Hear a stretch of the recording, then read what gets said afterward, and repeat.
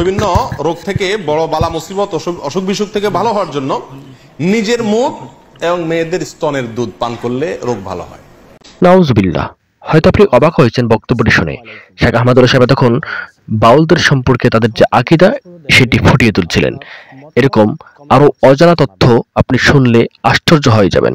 তো সম্পূর্ণ বক্তব্যটি শুনে দেখুন বাউলদের আকীদা কেমন এবং তাদের বিশ্বাস কেমন, তাহলে অবশ্যই আপনার ধ্যান ধারণা পাল্টে যাবে। চলুন সম্পূর্ণ বক্তব্যটি শুনে আসি। বাউল সাধনা সম্পর্কে আমাকে মাফ করবেন, এমন কিছু কর্মকাণ্ড তাদের আছে যেগুলো আমি না বললে আপনারা বুঝবেন না, বলতে হবে, আমাকে একটু বেহায়া হতে হবে। আমাদের দেশে মানুষ জানে না, অনেকে, ম্যাক্সিমাম লোক। আমি ব্যক্তিগতভাবে লালনের আখড়া থেকে নিয়ে ফকিরদের বিভিন্ন আখড়া ঘুরে ঘুরে দেখেছি। আমি নিজের অভিজ্ঞতার কথা আপনাদের কাছে চাপিয়ে দিতে যাব না, তাদের বই পুস্তকের আলোকে বলবো। আমি জানার জন্য তাদের বিভিন্ন আখড়া আখড়া ঘুরেছি। এইবার দেশে গিয়ে আমি কুষ্টিয়াতে গেছি। আমার উদ্দেশ্য ছিল লালনের আখড়া যাওয়া, দেখা সেখানে, এবং শুধু শোনা কথা বা পড়া কথারও বিশ্বাস না করে নিজে চোখে দেখা। তাদের আখড়া যদি কেউ যেয়ে থাকেন, ফকিরদের তারা তথাকথিত জিকির করে যেগুলাতে, এগুলোতে আপনারা দেখবেন পুরুষের সাথে একজন নারী লাগে, অন্ধকার হইতে হয়, এবং গাঁজা তো প্রয়োজনই হয়, এবং বাকি কি কাজগুলো হয় সেগুলো বই থেকে শুনেন, আমার অভিজ্ঞতা থেকে না শুনে। দেখুন, বাউল ধর্মে পরকীয়া প্রেম জায়েজ আছে। আল্লাহর কসম, আমি নিজে যাচাই করে যশোরের এক গ্রামে গিয়ে সন্ধান পাইছি যে এখানে, এমনি অন্য কাজে গেছি, পরে শুনছি যে এখানে আপনার ফকিরদের আখড়া আছে। তো আমি দেখতে গেছি, একদিন না কয়েকদিন পরে জানতে পারছি যে এক মহিলা আছে, তার স্বামীও আছে, কিন্তু সবাই জানে এই মহিলা সারাদিনই জেনা করে তার ওই সাধন সঙ্গীর সাথে, বাউলদের সাথে।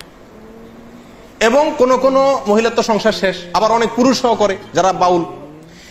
এটা তাদের ধর্মের গুরুত্বপূর্ণ কাজ, জেনা করা। সারাদিন জেনাটাই ইবাদত বাস। এবং জেনার মানে মূল মুহূর্ত যেটা, সেই মুহূর্তেই নাকি স্রষ্টা হাজির হয়ে যায়। প্রিয়দিনী ভাইরা, বাউলরা মনে করে, আপনারা হয়তো অনেকে প্রথম শুনছেন, শুনে রাখেন, বাউলদের দৃষ্টিতে মানুষের শরীরের বিভিন্ন রোগ বালাই বারো হওয়ার জন্য একটা বিরাট বড় ওষুধ হলো মেয়েদের রজ পান করা। রজ বুঝেন কি?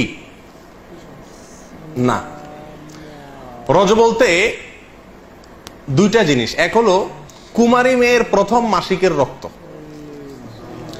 আরেকটা হলো পুরুষদের যেরকম উত্তেজনার কারণে বীর্য বের হয়, মেয়েদের যে পদার্থটা আসে এটাকে রজ বলে। এই রজ, এটা পান করলে কোনো রোগ বালাই শরীরে থাকে না, এটা বাউলদের বিশ্বাস।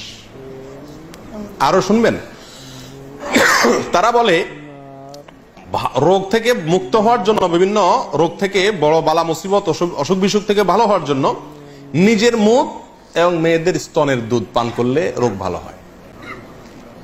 আরো শুনবেন, তারা বলে সমস্ত রোগ থেকে সর্বরোগের ঔষধ একসাথে যদি পাইতে চান তাহলে কি করতে হবে? মল, মূত্র, রজ এবং বীর্য, মল, মূত্র, রজ এবং বীর্য, এগুলা সবগুলা মিক্স করে একটা ঔষধ বানায় তারা, নাম হলো প্রেম ভাজা। ওষুধের নাম কি? প্রেম ভাজা। এটা খাইলে আর কোনো রোগ থাকে না। প্রিয়দিনী ভাইরা, আপনারা অনেকে হয়তো বলবেন যে এগুলা গল্প আর কি। আপনি ওয়াল্লাহি বাস্তবতা খবর নিয়ে দেখেন, আর খবর নেওয়ার দরকার না, আমি আপনাকে বই পুস্তক থেকে বলছি, তাদের বই পুস্তক থেকে, তাদের ধর্মগ্রন্থ থেকে, তাদের ধর্মীয়, তাদের আচার এবং তাদের সংস্কৃতি, কালচার, এই সংক্রান্ত যে সমস্ত বই পুস্তক আমাদের সমাজে প্রতিষ্ঠিত, গ্রহণযোগ্য, অথেন্টিক, এই সমস্ত বই পুস্তকে লেখা আছে। তার ভিতরে বাংলাদেশে বাউল বইয়ের 350 থেকে 382 নম্বর পৃষ্ঠায় এই কথাগুলো উল্লেখ আছে। কথা বুঝে আসছে ভাই? আমাদের দেশে অনেক মানুষ না জেনে এই ফকিরদের কাছে চিকিৎসার জন্য যায়, ছেলেবেলে অসুখ হলে যায় না, কি ওষুধ দেয় এটা ওই শয়তান জানে, আর শয়তানকে যে এই শয়তানে শিখাইছে সেই শয়তান হয়তো জানে, আল্লাহ সুবহানাহু ওয়া তাআলা জানে, আমরা অনেকে জানিও না। আমাদের দেশের নাস্তিকরা বাউলদেরকে খুব পছন্দ করে, একটা মজার বিষয়। কারা পছন্দ করে? নাস্তিকরা কোনো ধর্মকে পছন্দ করে না, কিন্তু বাউলদেরকে খুব পছন্দ করে। ডক্টর আহমদ শরীফ নাস্তিকদের গুরু, বাউলদের নিয়ে বই লিখছেন এবং বিরাট বিশ্লেষণ করেছেন, তাদের ঐতিহ্য তুলে ধরেছেন। শুধু তাই নয়, বাংলাদেশের যারা নাস্তিক, সেকুলার, এরা সবসময় বাউলদেরকে প্রমোট করে।